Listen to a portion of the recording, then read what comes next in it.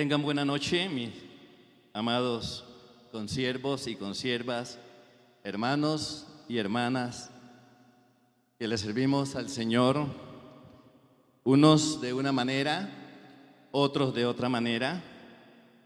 Y me gozo de estar en esta noche aquí para celebrar en familia y como familia esta convención que Dios nos permite estar aquí dispuesto, nuestro corazón, nuestra vida, todo nuestro ser, para lo que Dios quiere hacer en nosotros. Decimos que somos una familia, y no solamente lo decimos, sino que somos una familia. Pero hay una cosa, el dueño de esta familia, el deseo más grande que hay en su ser es la unidad, ¿verdad? Todos nosotros sabemos que el Señor Jesucristo, cuando oró aquella noche, y una de las cosas que le clamó al Padre, porque era el deseo que había en Él, es que su iglesia, sus discípulos, sus seguidores, seamos unidos. Pero no hay unidad a nivel nacional si no tenemos identidad institucional, si no tenemos a nivel de todos los pastores y líderes de la Alianza Cristiana y Misionera Colombiana, si no tenemos esa identidad, es muy difícil que podamos vivir la unidad en el espíritu, ese deseo más profundo de nuestro corazón y del corazón de Dios. Esta noche me han dado la responsabilidad de compartirles sobre la identidad institucional a nivel nacional, y espero con la ayuda del Señor poder ser en sus manos instrumento para aquello. Así que quiero invitarles que oremos por un momento y vamos luego a hablar de este tema. Señor, aquí estoy. Quiero que tomes mi vida, Señor, que uses tu palabra y que cumplas el propósito por lo cual has permitido que se me delegue esta responsabilidad. Toma la vida de cada persona que está aquí en esta noche y te ruego que tú le hables de una manera individual, de una manera muy personal. Que la gracia tuya, oh Dios, sea sobre mi vida y sobre la vida de cada uno de tus hijos y tus hijas. Amén y amén. Cuando nosotros hablamos de ser institucional a nivel nacional o a nivel de una institución, podemos decir que es el conjunto de rasgos colectivos que identifican a una institución de otra. Las personas tienen identidad institucional cuando al hacer parte de ella han comprendido su visión, su misión, los valores y se identifican con ella a tal punto que se hace parte de su vida cotidiana, dándole sentido de pertenencia, teniendo claro lo que somos, lo que queremos y hacia dónde vamos. A menos que haya esto en nuestra vida, no podemos tener una verdadera identidad institucional. Y en esta noche yo quiero hablarle de 5 valores que son muy importantes y que deben de hacer parte de nuestra vida. 5 valores que hacen que una institución sea fuerte, pueda permanecer a través del tiempo, de las circunstancias. Y el primer valor es la lealtad. La lealtad es tener la capacidad de guardar fidelidad a la institución. Y cuando nosotros hablamos de lealtad y pensamos en la palabra de Dios, en los personajes bíblicos, creo que en la mente de ustedes de pronto ya comienza a recorrer la palabra de Dios y a pensar qué personas fueron leales a otra persona o de pronto a su líder. Y quiero hablarles de una persona que para mí, y creo que para muchos de ustedes, pudo mostrar la lealtad, y fue la joven Ruth. En el libro de Ruth, capítulo 1, versículo 15 al 18, encontramos esas palabras que realmente nos hacen pensar mucho de lo que esta joven pudo identificarse con su suegra.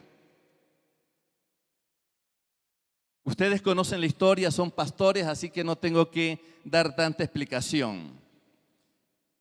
El capítulo 1, versículo 15 en adelante dice: Noemí dijo: mira, tu cuñada ha regresado a su pueblo y a sus dioses. Ve tú tras ella. Ruth respondió: no me ruegues que te deje y me aparte de ti, porque a donde quiera que vayas, que tú vayas, iré yo, y donde quiera que vivas, viviré. Tu pueblo será mi pueblo, y tu Dios mi Dios. Donde tú mueras, moriré. Moriré yo, y allí seré sepultada. Traiga Jehová sobre mí el peor de los castigos, si no es solo la muerte lo que hará separación entre nosotras dos. Estas palabras de esta mujer nos muestran a alguien que ha metido muy profundo en su corazón a otra persona, y alguien que está dispuesto o dispuesta a dar la vida, a ir donde hay que ir, a hacer lo que hay que hacer, porque ha metido muy dentro de su ser a otra persona, y en el caso de nosotros, a una institución. Nosotros no seremos verdaderos aliancistas, no seremos verdaderos hombres que tenemos identidad, pastores, líderes, hasta que no hayamos metido allá dentro de nuestro corazón, en lo más profundo de nuestro ser, a la Alianza Cristiana y Misionera Colombiana, o a la Alianza Cristiana y Misionera a nivel mundial. Porque como se ha estado diciendo desde la asamblea, somos una familia muy grande. No solamente es en Colombia, es una familia mundial que está en más de 90 países del mundo. Y nosotros, cuando pensamos en esta iglesia, en esta denominación, no pensamos en algo pequeño. Pensamos en que somos una familia inmensamente grande y que tenemos un mismo logo, tenemos un mismo himno, tenemos una misma bandera que nos identifica como una institución muy grande que somos aquí en la tierra.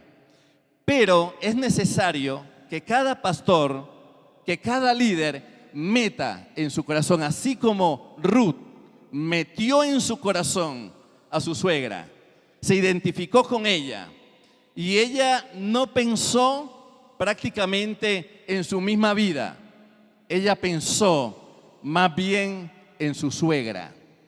Nosotros, para ser hombres leales, siervos de Dios leales, tenemos que pensar en la institución más que en nosotros mismos. Hasta que no llegamos a ese punto, no podemos decir somos unos aliancistas verdaderos, institucionales, y donde quiera que Dios me coloque a servirle, allí le voy a servir a Dios con lealtad, y con lealtad en la denominación en la cual Él me llamó. Yo, antes de conocer el Evangelio del Señor Jesucristo, conocí a los testigos de Jehová. Mi papá estaba siguiendo los pasos de los testigos de Jehová. Y los testigos de Jehová le llevaban unos libros grandotes, gruesos, a mi papá para que los leyera. Y entonces yo me di a la tarea de leerlos, a ver qué era lo que decían esos libros. No sabía yo lo que era la Biblia, no sabía yo nada de eso, pero la verdad no me llamó la atención. No sentí nada de interés por esas enseñanzas, y un día, el día que Dios me llamó en la Iglesia Alianza Cristiana y Misionera colombiana. Entonces yo entendí, porque yo había hecho un compromiso con Dios. Yo entendí que Dios me llamó en esta denominación y me llamó para que le sirva en esta denominación. El propósito de mi vida es servirle hasta la muerte en esta denominación y dar todo lo que pueda, todo lo que esté a mi alcance, porque esta denominación, no solamente aquí en Colombia, sino donde quiera que llegue, pueda ser engrandecida. Otro ejemplo de fidelidad, de lealtad, es Josué. Yo admiro la vida de Josué, porque cuando nosotros miramos a Josué, cuando Moisés es llamado por Dios al monte Sinaí para estar con él todo el tiempo que ustedes saben que él estuvo allá, la Biblia en el capítulo 32, versículo 15 al 18 del libro de Éxodo, nos dice que Josué fue con Moisés. Él le creyó a Moisés. Ustedes saben que el pueblo se quedó abajo, y abajo comenzaron a pensar cosas, y el mismo hermano de Moisés comenzó a debilitarse en la fe y en la lealtad a Moisés. Pero Josué subió, y estuvo Josué allá esperando a Moisés. Él no se bajó de allá. Él no dijo como los otros pensaban, de pronto él ya se murió, ya se quedó allá, nadie puede resistir 40 días y 40 noches sin comer, sin beber nada, de pronto ya se murió. Él estaba ya esperándolo. Posiblemente Josué también ayunó el mismo tiempo de Moisés, ¿verdad? Porque él no bajó, él no se daba cuenta qué estaba pasando.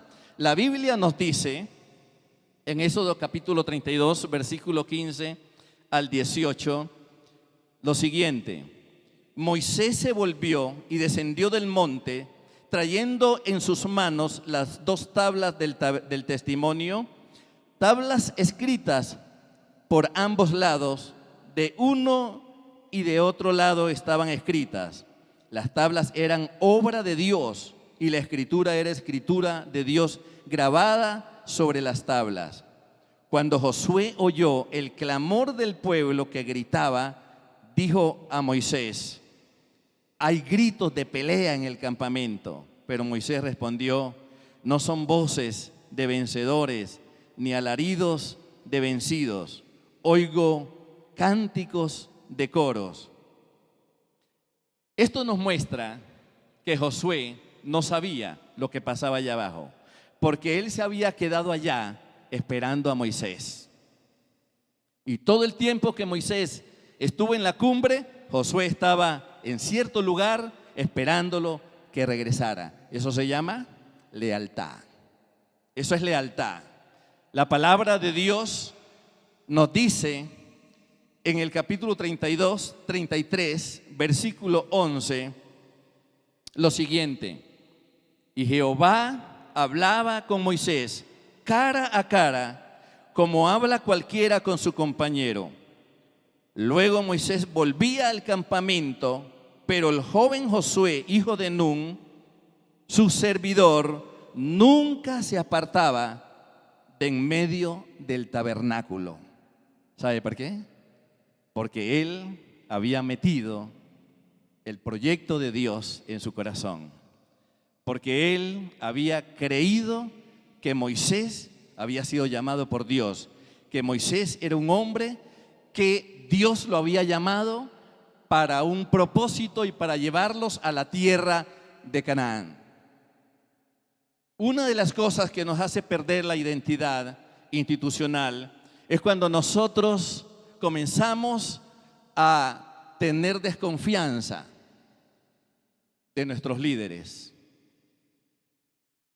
Cuando comenzamos a pensar que el liderazgo, pensemos y hablemos de la iglesia donde servimos. Cuando los miembros de la iglesia comienzan a tener desconfianza del pastor o desconfianza del líder de los grupos de vida, cuando desde allá se comienza a engendrar la desconfianza y comienza a no creer en lo que el pastor, el líder o el que está más arriba, de pronto el coordinador o el presidente dice o quiere llevar, porque es la visión que Dios ha dado, y se comienza a desconfiar, no habrá lealtad. No habrá lealtad. Y esto es uno de los valores que puede o fortalecer una institución o la puede debilitar. Cuando hay lealtad, se fortalece. Cuando no hay lealtad, se debilita. En segundo lugar, o sea, el segundo valor es la honestidad. Honestidad es tener conciencia clara de lo que está bien en nuestra propia conducta y en nuestra relación con los demás. Eso es honestidad. Hay un hombre que nos muestra lo que es ser honesto. Y en Génesis capítulo 14, versículo 22 al 23, ustedes saben de quién se trata, es de Abraham.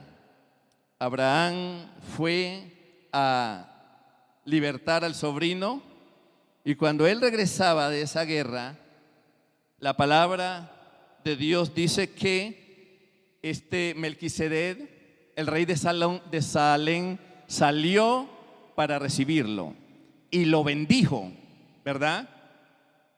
Y entonces Moisés, dice la palabra de Dios, que él le dio el diezmo, Abraham le dio el diezmo a Melquisedec. Y Melquisedec le dijo, no me des las cosas, solamente dame los hombres y quédate tú con las cosas. ¿Qué hizo Abraham? Abraham sabía que eso no le pertenecía a él, ¿verdad? Y Abraham dice, yo no te acepto esa propuesta. Yo no te acepto esa propuesta porque yo he alzado mi mano delante de Dios. En otras palabras, he hecho un pacto, un juramento, que yo no tomaré nada, ni un hilo, ni una ¿qué? Algo así, otra cosa pequeña. Dice, tomaré de lo que no me pertenece. Es el versículo 22 y 23. Dice, respondió Abraham al rey de Sodoma, he jurado a Jehová, Dios altísimo, creador de los cielos y de la tierra, que ni un hilo ni una correa de calzado tomaré de todo lo que es tuyo, para que no digas, yo enriquecí a Abraham, excepto solamente lo que comieron los jóvenes, pero los hombres que fueron conmigo, Abner, Escol y Manre, sí tomarán su parte. Es triste saber, pensar que hay pastores, que hay líderes que en lo que tiene que ver con el diezmo no son fieles a Dios, no son honestos. Quieren que los hermanos, los miembros diezmen, le enseñan a diezmar, pero ellos no diezman. Y esto, mis amados pastores, no fortalece su iglesia. Esto no fortalece la institución. Y aún peor, cuando tenemos que dar los aportes, cuando tenemos que rendir cuentas a quien debemos de rendir cuenta, a veces no hay honestidad en nuestra vida. No somos honestos y tratamos de ocultar algunas entradas para no cumplir con lo que debemos de cumplir, para quedarnos con lo que no le pertenece a la iglesia. Y quiero decirles, eso no es santo, no es sabio, eso no nos sirve, eso no nos bendice, hermanos. Eso más bien trae debilidad a su iglesia, a su ministerio, a su relación con Dios. Abraham fue un hombre honesto que dijo, yo no acepto esto, porque no quiero que después digan se enriqueció con lo que no era de él. ¿Sí? ¿Sí ve? Y qué triste que a veces uno puede darse de cuenta que hay personas que no diezman, y aún ahora cuando los movimientos de la prosperidad están levantándose y tienen tantas predicaciones, hay tantos predicadores en contra del diezmo, y entonces esto lo dicen, bueno, esta es la bendición para yo liberarme de eso. Yo quiero decirles que desde que conocí el Evangelio y me enseñaron, y yo leí en la palabra de Dios, que hay que darle a Dios lo que pertenece a Dios, eso para mí ha sido ley en mi vida y en mi familia. No solamente en mi vida, en mi familia ha sido ley. ¿Por qué? Porque cuando nosotros creemos y vivimos la palabra de Dios, la podemos enseñar. Y la podemos enseñar con autoridad. ¿Sí?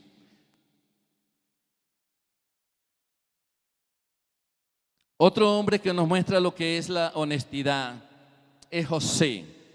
José, cuando vemos que esta mujer, la esposa de Potifar, se enamoró de él y quiso que él tuviera relación sexual con ella. José fue un hombre que supo conocer sus límites. Nosotros necesitamos conocer nuestros límites para no pecar contra Dios, para no ir más allá de donde tenemos que ir. Génesis 39, 8 al 9. La palabra de Dios nos dice, ustedes saben eso, ustedes lo saben de memoria porque cuántas veces habrán predicado, pastores, habrán enseñado, habrán leído estos pasajes. Dice el versículo 8 del capítulo 39 de Génesis, pero él no quiso y dijo a la mujer de su amo, mi señor no se preocupa conmigo de lo que hay en casa y ha puesto en mis manos todo lo que tiene. No hay otro mayor que yo en esta casa y ninguna cosa me ha reservado sino a ti, por cuanto tú eres su mujer. ¿Cómo pues haría yo este gran mal y pecaría contra Dios?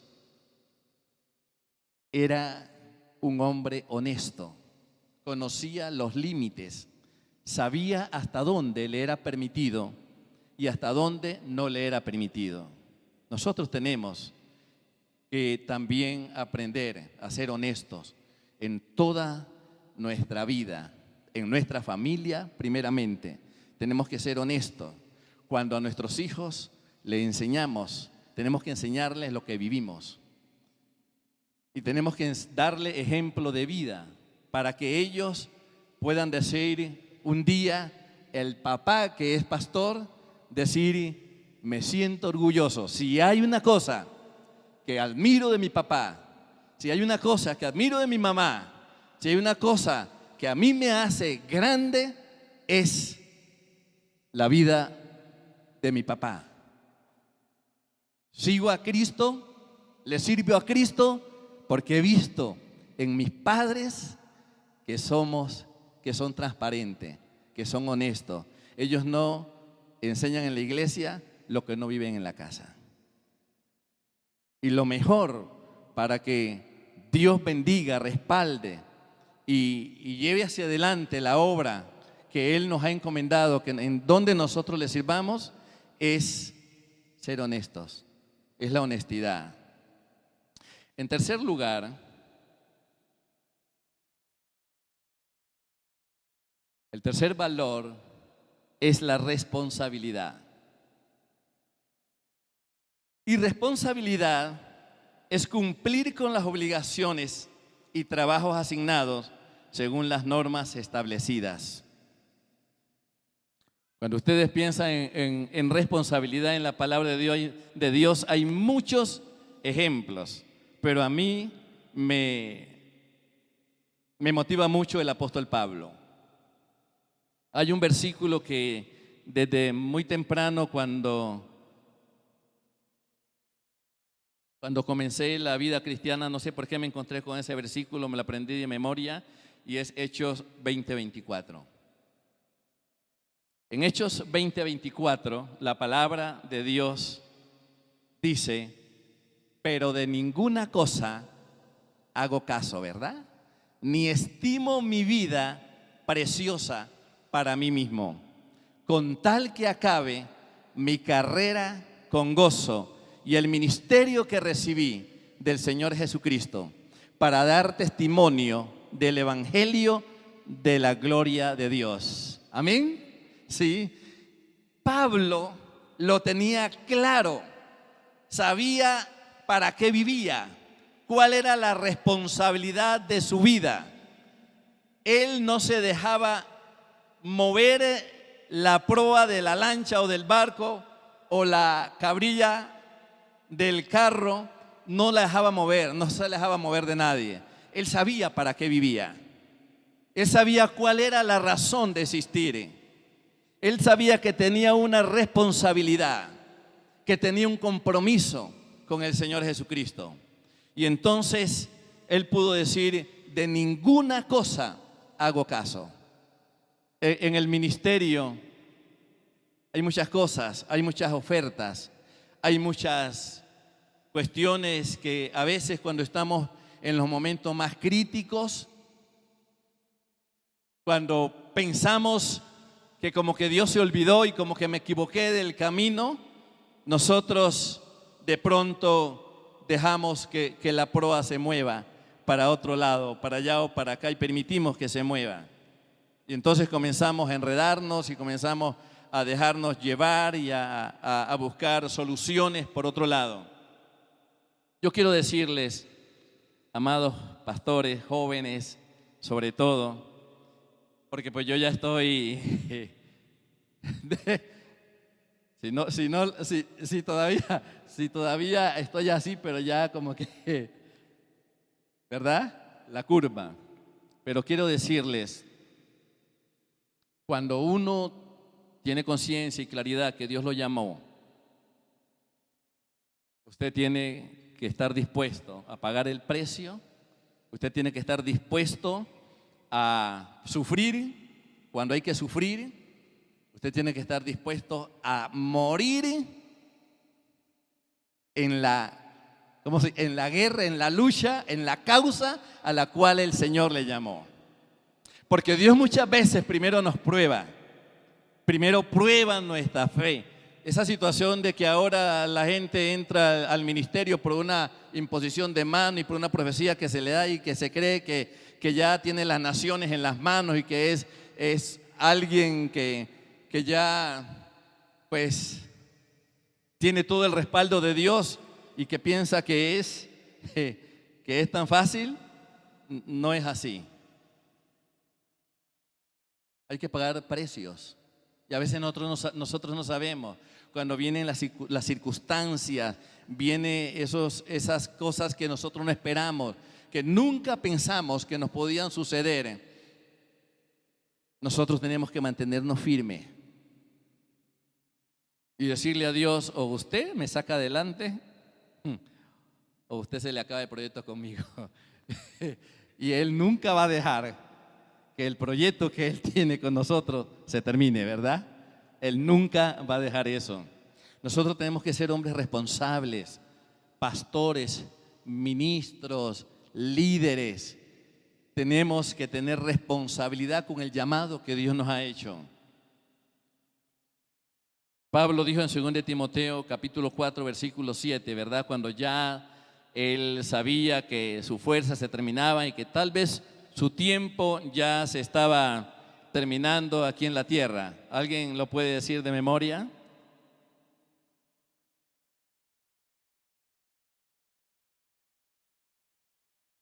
Así es, así es. He peleado la buena batalla, he acabado la carrera, he guardado la fe. Por lo demás, me está reservada la corona de justicia, la cual me dará el Señor juez justo en aquel día, y no solo a mí, sino también a todos los que aman su venida. Eso es tener responsabilidad. Poder terminar y decir, he hecho lo que Dios me puso a hacer. He peleado la buena batalla, he guardado la fe.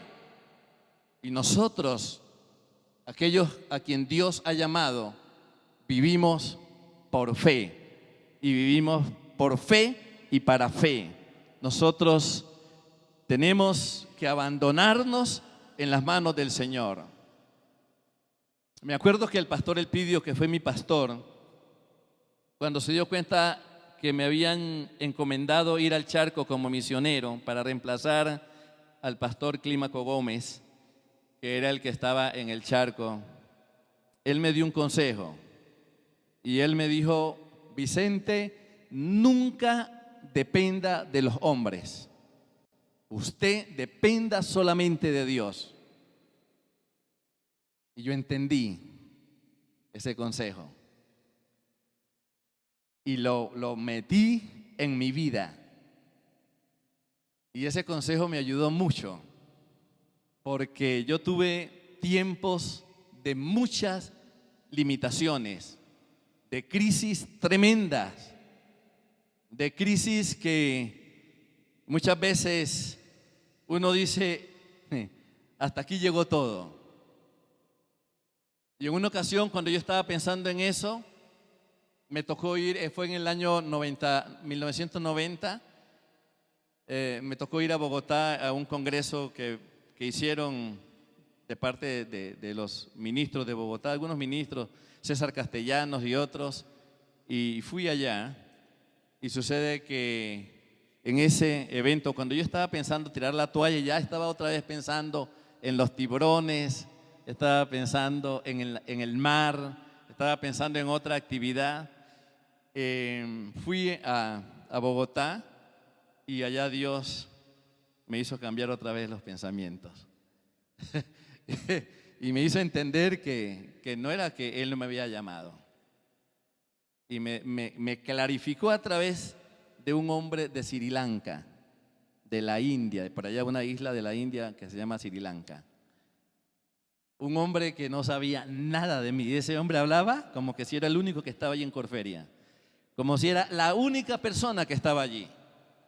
Y entonces ese día, cuando terminó la predicación, allí quedó una charca de lágrimas y de moco.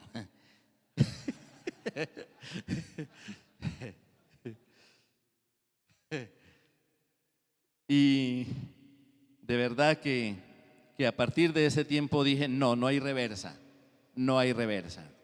¿Por qué? Porque yo estaba muy limitado. Prácticamente no tenía ropa, ni yo ni mi esposa, no tenía calzado. No había en la iglesia, en la pequeña iglesia, no había con qué pagarme ni siquiera el sueldo. Y entonces yo estaba pensando ya como en hacer otras cosas, porque por la gracia de Dios yo he aprendido a hacer otras cosas en las cuales me podría defender si en caso pues no fuera en el ministerio. Y yo tranquilamente podía ganarme la vida por ahí, darle aunque arroz con lenteja a la familia. Y estaba pensando en eso, pero de allá regresé y dije, no hay reversa. Y entonces entendí que sí Dios me había llamado y comencé sencillamente a buscarle a Él y a depender de Él y no más que de Él.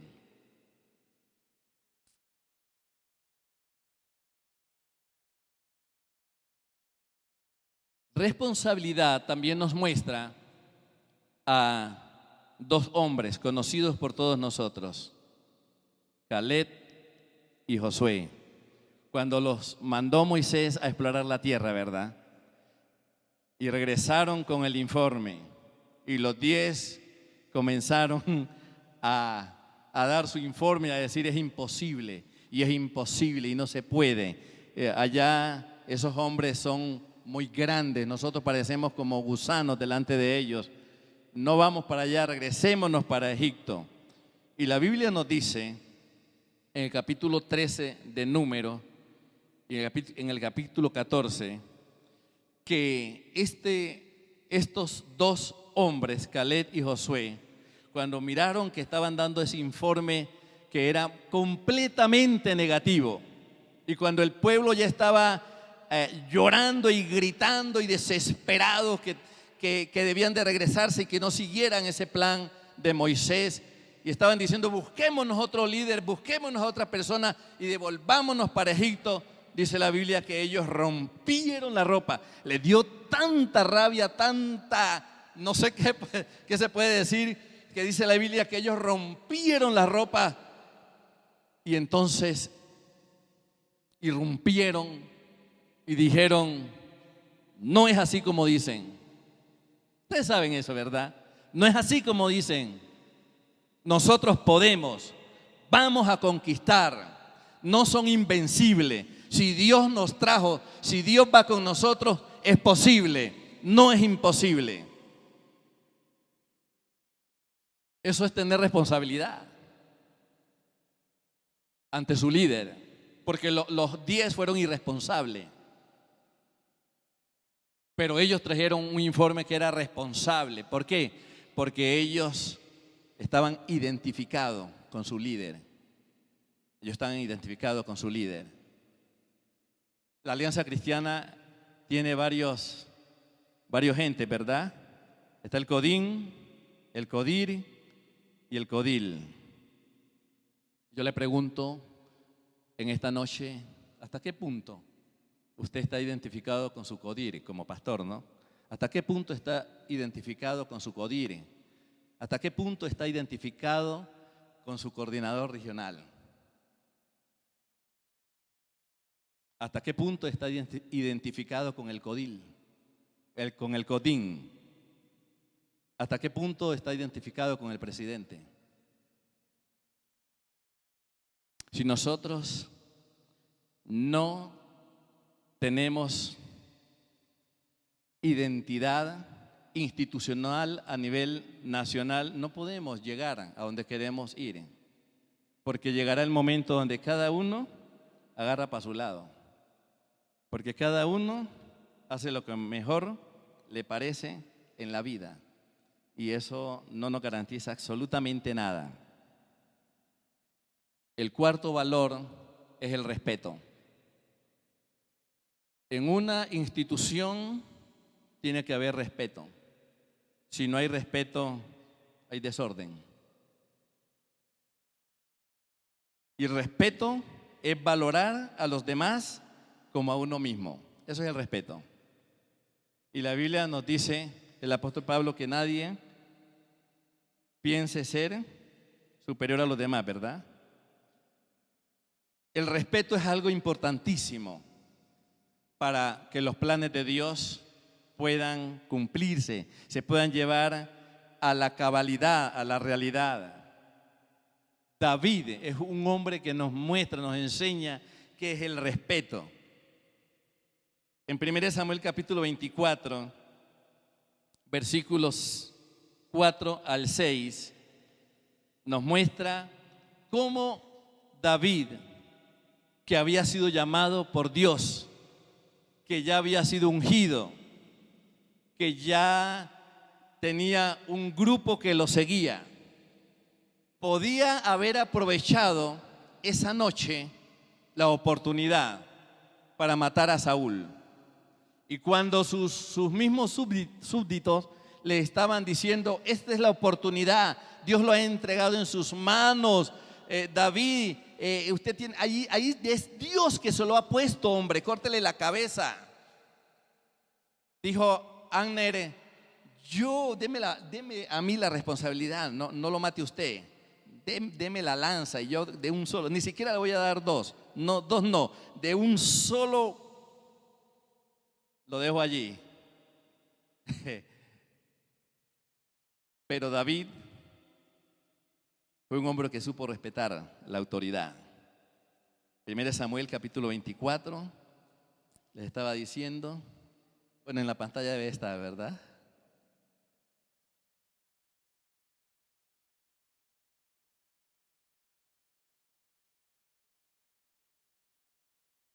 Cuatro al 6, dice, los hombres de David le dijeron, mira, este es el día que Jehová te anunció.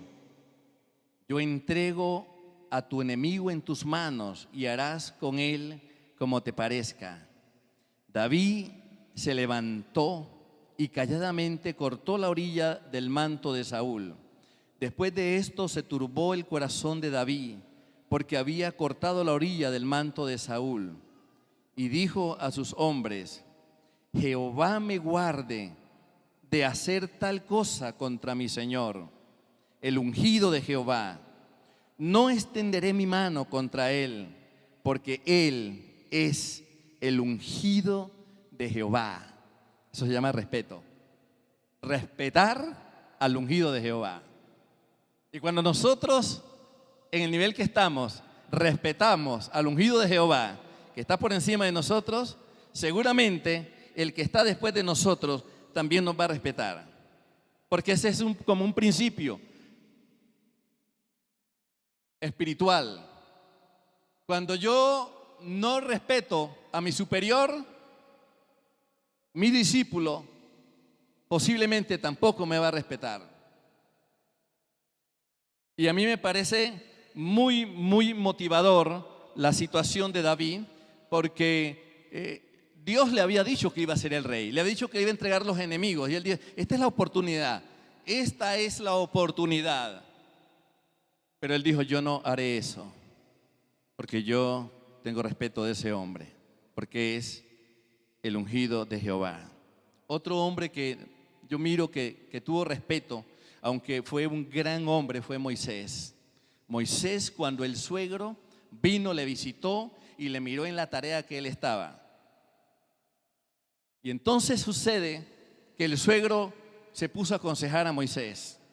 Ustedes se imaginan si cualquiera de nosotros fuera tenido el privilegio que tuvo Moisés de hablar con Dios cara a cara, y que va a venir otro que no hablaba con Dios cara a cara a aconsejarlo. ¿Ah? ¿Así? ¿A decirme qué es lo que tengo que hacer? No, Moisés podía haber dicho, o uno puede decir, no, pero es que yo soy al que habla conmigo. O sea, yo soy el que hablo con Dios. Él me habla a mí. Él no le habla a mi suegro. ¿Qué va, hombre? Yo quería hacerle caso a mi suegro. Yo voy a hacer lo que yo tengo en mi corazón, lo que tengo en mi cabeza, lo que estoy haciendo, me está yendo bien. Entonces, ¿yo qué caso le voy a hacer a mi suegro? Pero ¿qué hizo Moisés? Moisés no pensó en todo el liderazgo que tenía, en toda la experiencia que había vivido, todas las veces que había escuchado la voz de Dios, todas las veces que Dios lo había usado para hacer todo lo que Dios hizo a través de Moisés. Y él dijo, verdaderamente, lo que este hombre me está diciendo, él tiene la razón. Él tiene la razón. Y voy a hacer lo que me está diciendo. Porque si no hago eso, posiblemente me va a suceder lo que él dice que me puede suceder. Eso es tener respeto. Eso es tener respeto. Nosotros hoy en día también tenemos que pensar en eso y ser hombres respetuosos de aquellos que tienen autoridad. Hay que respetar. Y la Biblia dice que nosotros debemos de dar al que respeto, respeto. Al que honra, honra. Así dice la palabra de Dios. Nosotros lo sabemos, pero a veces nos volvemos irrespetuosos con aquellas personas a quienes tenemos que respetar. Número 5 es la justicia. El quinto valor es la justicia. Y la justicia es el conjunto de principios que adopta una comunidad a fin de guardar el orden y la convivencia entre sus miembros. El Salmo capítulo 15, versículo 1 al 3, muy conocido por todos nosotros. Dice la palabra de Dios: ¿quién entrará? ¿A dónde? Jehová. ¿Quién habitará en tu tabernáculo? ¿Quién morará en tu monte santo? El que anda en integridad y hace justicia, el que habla verdad en su corazón, el que no calumnia con su lengua, ni hace mal a su prójimo, ni anda, ni admite reproche alguno contra su vecino. Aquel a cuyos ojos el indigno es menospreciado, aquel a cuyos ojos el indigno es menospreciado, pero honra a los que temen a Jehová. El que aún jurando en perjuicio propio, no por eso cambia. No por eso cambia. Pero la Biblia nos dice: el que habla verdad en su corazón, el que no calumnia con su lengua, ni hace mal al prójimo, ni admite reproche alguno contra otro. Ese que anda en integridad y hace justicia, ese es el que debe de estar en el tabernáculo.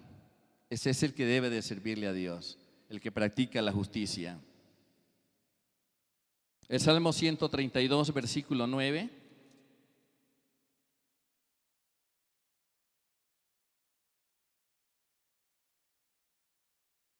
Dice la palabra del Señor: tus sacerdotes se vistan de justicia y se regocijen tus santos.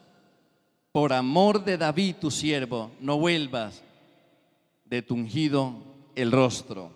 Tus sacerdotes se vistan de justicia. Nosotros somos sacerdotes de Dios, ¿verdad? Somos sacerdotes de Dios y somos llamados a vivir y a practicar la justicia en todos los ámbitos de nuestra vida, en todo el quehacer del ministerio.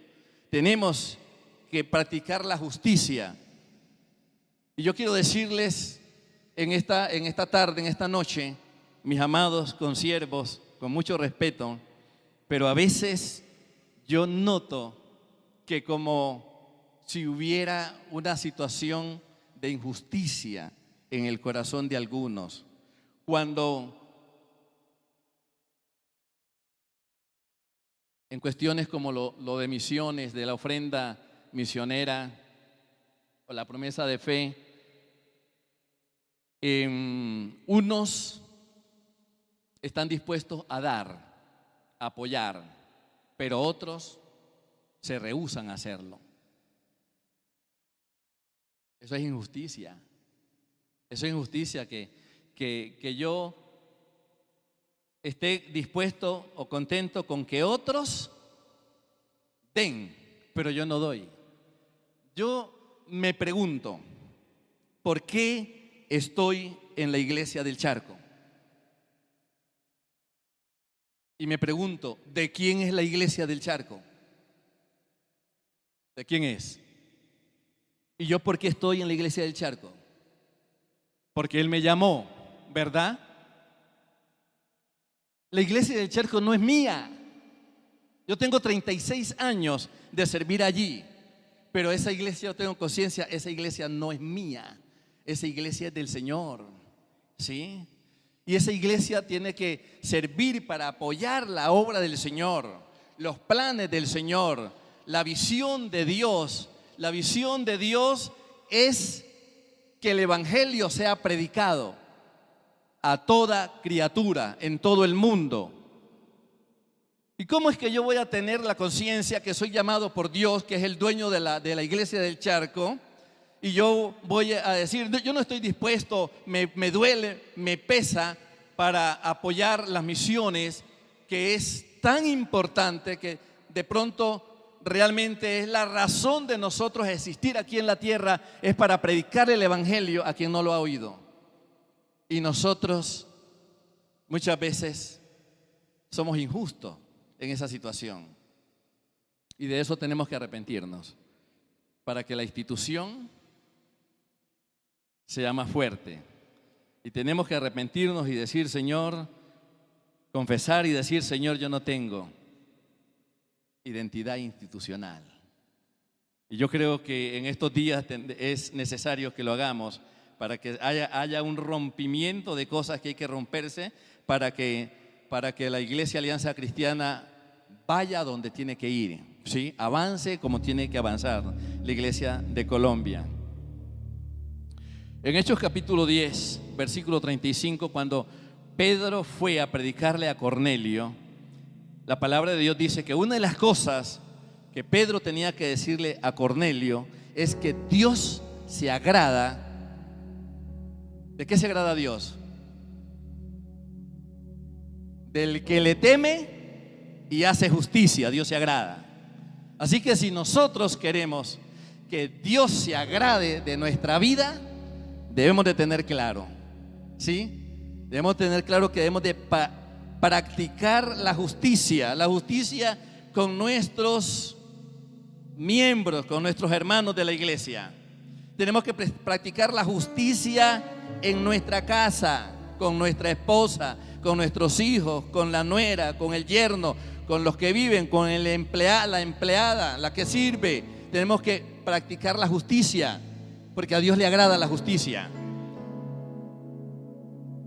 Y Dios quiere que nosotros seamos hombres y mujeres de justicia. Zaqueo practicó la justicia aquel día que Jesucristo llegó a su casa y él dijo: yo le voy a devolver a la gente que le he tomado dinero ilícitamente, se la voy a devolver cuadruplicado. Y él dijo: yo tengo que practicar la justicia, yo tengo que ser justo en esta situación. Y cuando el hombre dijo esto, ¿qué dijo Jesús? Hoy ha llegado la salvación a esta casa, porque también es hijo de Abraham. Este es también un hijo de Abraham. Nosotros tenemos que practicar la justicia. A veces nos cuesta, nos es duro practicar la justicia. ¿Y sabe cuándo nos es duro practicar la justicia? Cuando de pronto el de nuestra casa no tiene la razón y el de afuera tiene la razón. Y nosotros le damos la razón al que no la tiene. Yo quiero decirles, amados consiervos, así sea, que sea mi esposa, que sea mi hijo, que sea mi papá, que sea mi hermano, que tenga cualquier circunstancia que yo tenga que juzgar, pero si él no tiene la razón, no hay que dársela, hay que darle la razón al que la tiene, para que podamos practicar verdaderamente la justicia delante de Dios. Amén. Amén. En esta noche, mis amados hermanos, quiero orar y quiero invitarles a ustedes a que oremos. Les he hablado de 5 cosas que son valores en una institución, para que podamos nosotros ser fuertes, para que nuestra institución sea unida. Estos valores son de suma relevancia en nuestra vida, en el quehacer, en nuestra iglesia. Esto tiene que volverse vida en nosotros. Y nosotros, yo creo que tenemos que pedirle perdón a Dios. Y en esta convención, al iniciarla en esta noche, es necesario que iniciemos rompiendo toda obra del diablo, ¿sí? Destruyendo todo lo que el enemigo ha tratado de sembrar en nuestro corazón y en nuestra mente, que es dañino, que no ayuda. Todo lo que nos lleva realmente en el futuro, cada uno agarrar para su lado. Tenemos que ser leales, tenemos que ser responsables, tenemos que practicar la justicia. ¿Qué más? Tenemos que ser honestos y tenemos que ser respetuosos, porque los que practicaron estas cosas tuvieron el respaldo de Dios. Dios los usó poderosamente. Sus vidas para nosotros, en la palabra de Dios que está escrita, para nosotros son vidas de inspiración. Así que voy a invitarles que estemos de pie y vamos a orar en esta noche. Nuestros hermanos van a entonar una canción y quiero pedirle que con sinceridad en su corazón usted se examine sobre estos 5 puntos que les he hablado de los valores de la identidad. Y si esta noche usted ha sido tocado por el Señor, usted le pida perdón a Dios. Pídale perdón al Señor, es necesario pedirle perdón para que el demonio, para que el mundo de las tinieblas pierda el derecho legal, pierda la autoridad